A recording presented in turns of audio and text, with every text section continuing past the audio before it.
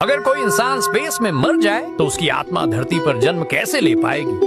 देखो, शरीर चाहे अंतरिक्ष में मिटे या समुद्र में, लेकिन आत्मा पर कोई असर नहीं पड़ता। आत्मा तो कर्मों के हिसाब से तुरंत अगला सफर शुरू कर देती है और जन्म हमेशा पृथ्वी पर ही मिलता है, क्योंकि यही कर्म भूमि है। अब सवाल उठता है कि आत्मा आती कहाँ से है। शास्त्रों में लिखा है कि जब सब कुछ खत्म हो जाता है, समय, आकाश, ग्रह, नक्षत्र, तब भी एक शक्ति शेष रहती है और वह है शिव। शिव ही शून्य है और वही अनंत भी। जब शिव संकल्प करते हैं तो उन्हीं से विष्णु और ब्रह्मा प्रकट होते हैं और पूरा ब्रह्मांड दोबारा रचा जाता है। यही कारण है कि सृष्टि बार बार बनती है और फिर प्रलय में मिट जाती है। इसे ही सृष्टि प्रलय का चक्र कहते हैं। ब्रह्मा का एक दिन यानी कल्प लगभग 4 अरब 32 करोड़ साल का होता है। उस समय तक आत्माएं अपने अपने कर्मों का फल भोगती रहती है। जब प्रलय आता है तो सारी आत्माएं शिव में लीन हो जाती हैं, जैसे बूंद समंदर में मिल जाती है।